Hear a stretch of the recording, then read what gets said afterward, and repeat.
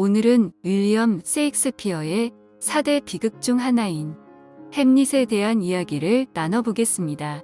이 작품은 1601년경에 발표된 작품으로 추정되며 총 음악으로 이루어진 희곡입니다. 작품의 배경은 덴마크의 엘시노어 성에서 일어나는 비극적인 이야기입니다. 서막은 늦은 밤 보초를 서는 세 사람의 병사들의 이야기로 시작됩니다. 보초들은 날마다 나타난다는 유령에 대해 이야기하는 도중에 유령을 발견하게 되는데요. 놀랍게도 유령은 죽은 선왕이 모습을 하고 있었습니다.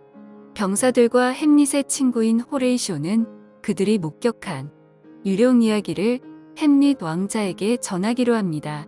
나팔 소리가 울린 뒤 왕 클로디어스와 왕비 거트루드가 등장합니다. 죽은 선왕의 아내이자 햄릿 왕자의 어머니였던 왕비는 선왕이 죽고 나서 그의 동생인 클로디어스의 아내가 되었습니다. 왕과 왕비는 어두운 표정의 햄릿 왕자에게 충고를 건넵니다. 평생 무덤에 있는 아버지를 찾으려 하지 말라고 왕비가 말합니다. 왕 또한 그렇게 계속 슬퍼하는 건 잘못된 처사라고 말하면서 왕비와 함께 자리를 떠나자 햄릿은 혼자 애도합니다. 아버지가 돌아가신 지 2달도 되지 않았는데 어머니는 뭐가 그리 급해서 삼촌과 결혼을 했는지 짐승도 그보다는 더 오랫동안 남편의 죽음을 애도했을 거라면서 독백을 합니다. 그때 호레이쇼의 병사가 햄릿 왕자를 찾아와 말합니다.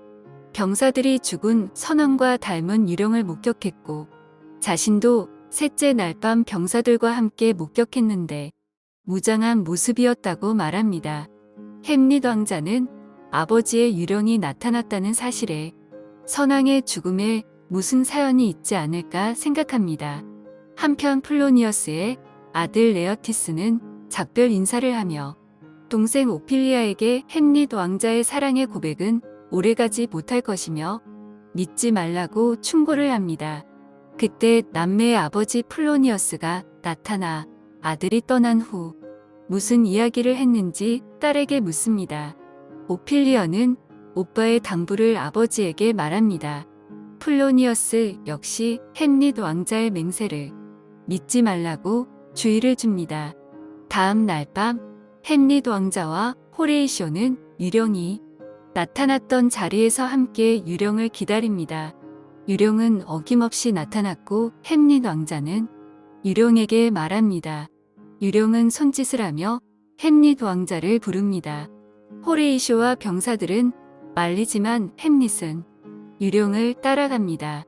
유령은 햄릿 왕자에게 자신은 선왕의 혼령이며 정원에서 잠든 동안 독사에게 물려 죽은 게 아니라 현재의 왕이 귓가에 독약을 부어 살해했다고 하면서 복수를 해달라고 합니다. 그러면서 왕비에게는 나쁜 마음을 먹지 말라고 하면서 곧 사라졌고 햄릿은 애통해합니다. 햄릿은 병사들에게 오늘 일어난 일은 비밀로 하라고 하면서 앞으로 자신이 이상하게 행동을 하더라도 아는 척을 하지 말라고 당부를 합니다. 햄릿은 복수를 다짐하면서 미친 사람 행세를 하기 시작합니다. 오피리어가 바느질을 하고 있는데 갑자기 햄릿이 창백한한색으로 찾아와서 세게 한번 안아주고는 한숨을 토하고 가버렸는데 뭔가 이상하다고 아버지에게 말합니다. 폴로니어스는 딸을 향한 사랑 때문에 햄릿 왕자가 드디어 미쳤다고 생각을 합니다. 폴로니어스는 햄릿 왕자가 자신의 딸 오피리어를 사랑하는데 오피리어가 그 사랑을 거절하자 그가 미쳐버렸다고 말합니다. 왕과 폴로니어스는 더 자세히 알아보기 위해 왕자와 오피리어가 만나는 상황을 만들고 관찰하기로 합니다. 그 사이 왕은 신하 길덴스턴과 로제크란츠를 햄릿에게 보내 그의 의중을 떠보려고 합니다. 햄릿은 왕의 속셈을 눈치채고 길덴스턴과 로젠크란츠에게 헛소리를 해대며 인간이란 흥미롭지 않다고 말하죠. 그러자 그들은 왕자를 위한 공연을 하려고 배우들이 온다고 말을 합니다. 햄릿 왕자는 배우들과 이야기를 나누면서 쥐덫이라는 극을 공연해달라고 부탁을 하고 공연 내용의 대사 몇 줄을 더 첨부합니다. 그 연극을 본 삼촌의 표정을 통해 그의 죄를 판단하려고 하는 것이지요. 그러면서 햄릿 왕자는 사느냐 죽느냐 그것이 문제로다. 그 유명한 독백을 하며 삶과 죽음에 대한 깊은 고민에 빠져 있을 때 자기 앞에 슬며시 나타난 오피리아를 발견합니다. 왕과 플로니어스가 햄릿을 떠보려고 오피리어를 햄릿에게 보낸 것이었지요. 햄릿 왕자는 오피리어에게 냉정하게 말하면서 한때는 사랑했지만 지금은 사랑하지 않노라고 수녀원에나 가 버리라고 말합니다. 왕자의 냉정한 말에 오피리어는 큰 상처를 받게 됩니다. 두 사람을 지켜보던 왕은 햄릿 왕자의 관계가 사랑 때문이 아닌 다른 이유가 있을 거라고 짐작을 합니다. 연극이 시작되기 전 햄릿 왕자는 친구 오레이쇼에게 선왕의 죽음과 관련된 장면을 연극 내용 속에 넣었다고 말합니다. 그때 삼촌의 표정 변화를 함께 관찰해달라고 부탁을 합니다. 나팔 소리가 퍼지면서 연극이 시작됩니다. 연극의 내용은 왕과 왕비가 서로에게 사랑의 맹세를 하는데요. 왕은 바로 잠이 들고 왕비는 자리를 떠납니다. 곧 이어 독살자가 나타나 왕의 귀에 독약을 붓습니다. 잠시 후에 왕비가 돌아와 왕이 죽은 걸 발견하게 됩니다.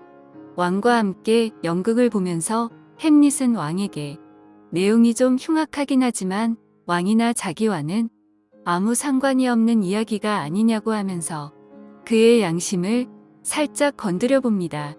공연 도중 왕의 귀에 독약을 붓는 장면에서 왕 플로디어스가 자리에서 벌떡 일어나면서 연극이 중지되며 모두 자리를 떠나 버립니다.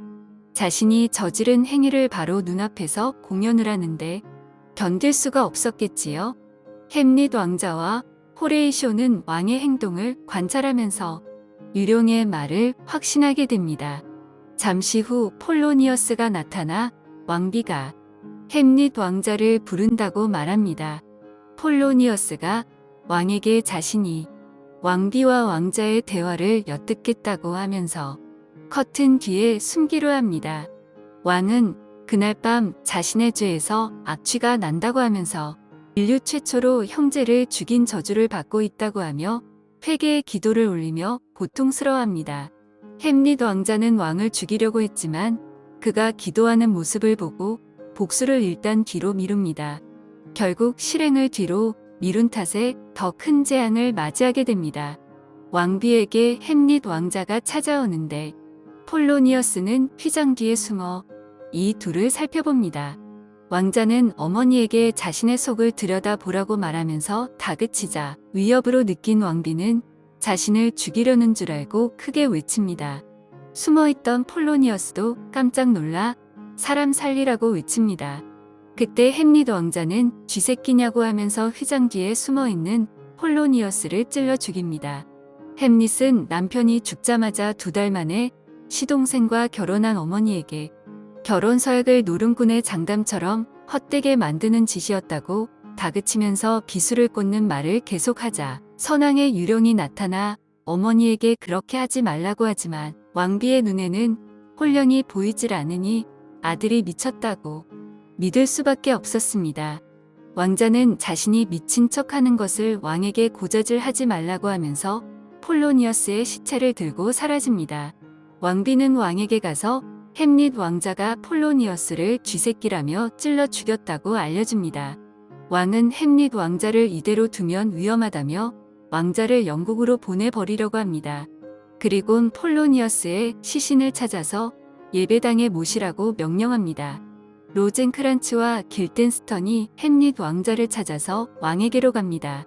왕은 햄릿에게 시체가 어디 있냐고 묻지만 왕자는 잠깐 헛소리를 하다가 2달 안에 못 찾으면 롭이 층계에서 냄새를 맡게 될 거라고 경고를 합니다. 왕은 햄릿에게 유감스럽지만 왕자를 영국으로 파견할 거라 말합니다. 왕은 햄릿 왕자가 영국에 도착하는 즉시 죽이라는 내용으로 영국 왕에게 친서를 씁니다. 로젠크란츠가 나타나자 햄릿은 먼저 가라고 말한 뒤 아버지의 복수를 마음속에 되새기며 자신을 채찍질합니다. 신하는 왕비에게 오피리어가 실성했다고 보고합니다. 오피리어는 왕비 앞에서 다짜고짜 노래를 부릅니다. 그 사이 왕이 등장하지만 오피리어는 계속 노래합니다. 미쳐버린 오피리어가 퇴장한 뒤 왕은 왕비에게 오피리어의 오빠가 비밀리에 돌아와 아버지의 죽음에 의구심을 갖고 증거를 찾고 있다는 이야기를 합니다. 그때 밖에서 소란스러운 소리와 함께 레어티스가 들어옵니다.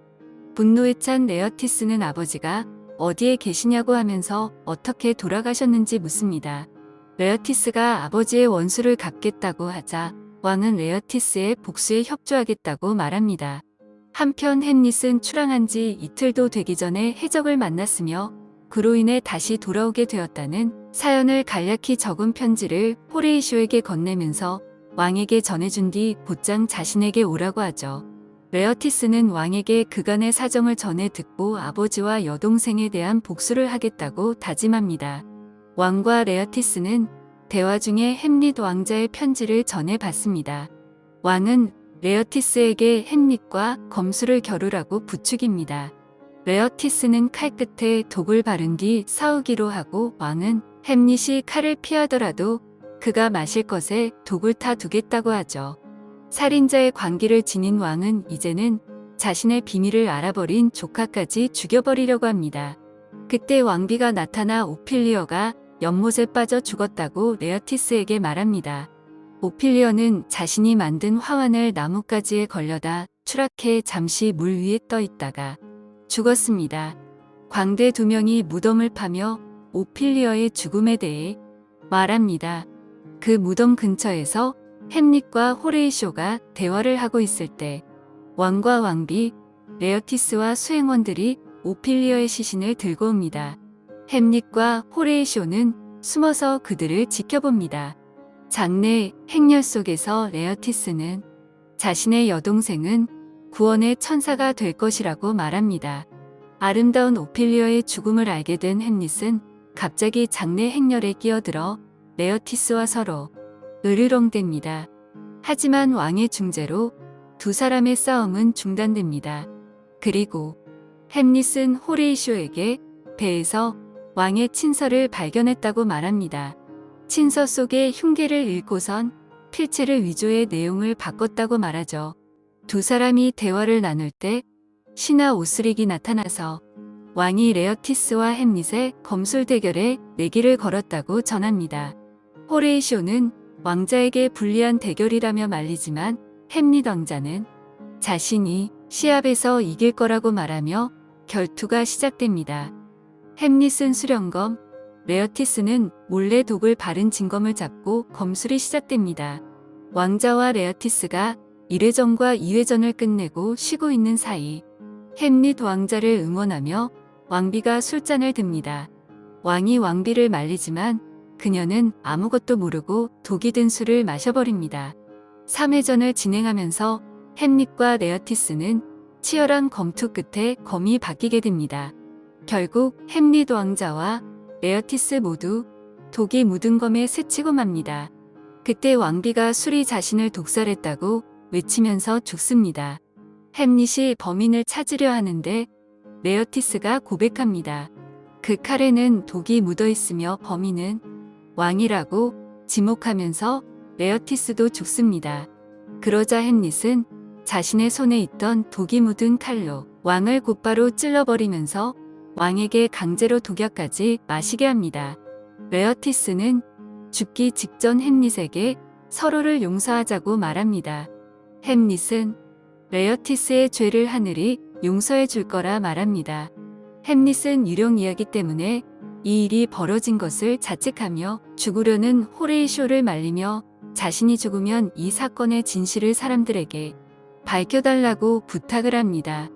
인간의 욕망이 얼마나 많은 사람들에게 비극이 되는지 알려달라고 말하면서 햄릿도 죽습니다. 그는 노르웨이의 왕자 포틴브라스를 덴마크 왕으로 지지합니다. 햄릿이 죽은 뒤 북소리와 함께 포틴브라스가 등장합니다. 호레이쇼는 햄릿이 유언으로 포틴브라스를 지지했다고 전하고 왕가의 살인 사건을 둘러싼 모든 이야기들을 밝히겠다고 하면서 극이 끝납니다. 셰익스피어의 햄릿이라는 작품은 복수의 무모함에 대해 다루고 있는데요. 아버지의 복수를 하겠다고 나선 햄릿은 이 과정 속에서 본인뿐 아니라 주변 사람들까지 파멸시키는 무모함을 저지르게 됩니다. 복수를 간단하게 끝낼 수도 있었으나 그의 고뇌와 번민 속에 더 큰 파멸을 불러오게 되는데요. 사느냐, 죽느냐, 그것이 문제로다. 이 독백처럼 삼촌의 거짓된 회개 앞에 고뇌하면서 더 큰 화를 불러오게 되지요. 우리가 살아가면서 중요한 결정을 내리고 행동을 할 때 사느냐 죽느냐 그것이 문제로다. 이러면서 중요한 타이밍을 놓칠 수가 있다는 걸 잘 보여줍니다. 이 극에서 내포하는 가장 중요한 점은 위선과 배신이라는 생각이 드는데요. 삼촌의 허황된 야망과 어머니의 배신, 주변 사람들의 위선적인 행동이 비극의 판을 더욱 키워 모두를 불행에 빠뜨리게 된다는 점입니다. 오늘날에도 또 한 사람의 햄릿이 나타나지 않도록 주변을 잘 살펴야 하겠습니다. 오늘도 좋은 날 되세요.